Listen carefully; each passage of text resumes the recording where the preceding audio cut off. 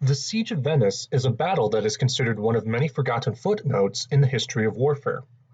Despite this, however, the battle and the conflict of interests that led to it tells of one of the more fascinating stories of European history, as well as a turning point that marks numerous firsts in aviation history. It may be relatively unknown by the public at large, but the weapons used in this attack hold extraordinary importance for Planehook aviation, as well as aviation as a whole. 1797 was the year of Napoleon. He had brought all of continental Europe to its knees, and the Republic of Venice was no exception. Having survived over 1,000 years as an influential city-state, it, as many other nations did, fell under the rule of the French Emperor. In an agreement with the Austrian Empire, Napoleon ceded numerous territories to them, among these being the city of Venice. The Venetians, however, were not thrilled by the idea. Although their government had been ruled by the city's aristocracy, its residents had enjoyed freedom of speech and expression, as well as an early form of democracy. So many of its citizens detested the idea of living under the rule of an absolute monarch from a foreign land. As a result, a number of the Venetians rose up to form what would be known as the Republic of San Marco in 1848. Though it was short-lived, this republic managed to regain most, if not all, of its territories of the late Venice city-state, as well as allying itself with other Italian countries in order to engage in the First War for Italian independence and reunification. Unfortunately for the Italians, this rebellion would be brutally crushed within a year by the Austrians, as well as the French Empire. And among the battles that would prove to be the new republic's undoing was the Siege of Venice in 1849. During this battle, the Austrian military created a barricade around the city, preventing it from gaining resources from the outside world.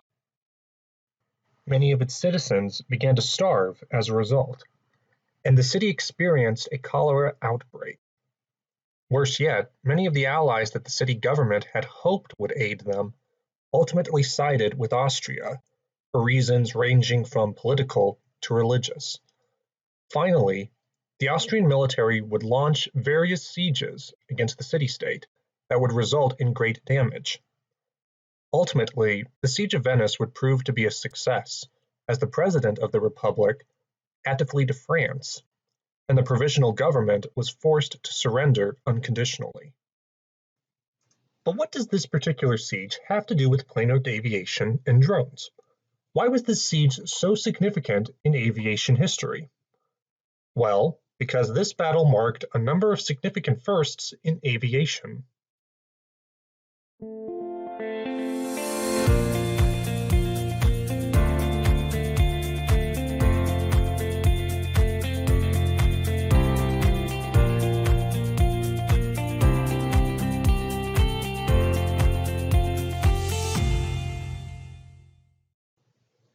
It was the first battle in which UAVs were utilized in combat, the first time aerial vehicles dropped incendiary weapons, and finally, the first example of aerial vehicles being deployed from naval ships. In order to bomb the city, the Austrian military sailed numerous ships into the Venetian lagoon. These ships carried hot air balloons loaded with incendiary bombs. These hot air balloons would drop bombs at a certain point during their flight. The Austrian Navy succeeded in deploying their weapons and dropped numerous bombs on the pedestrians within the city below. Now, despite this, the tactic only partially succeeded. Many balloons were blown off course by an unexpected wind. As a result, many Austrian soldiers were bombed by the balloons as well, more so than the Venetians. As a result, the Austrians never used this tactic again. The Siege of Venice, while largely forgotten, marks an important waypoint in aviation history.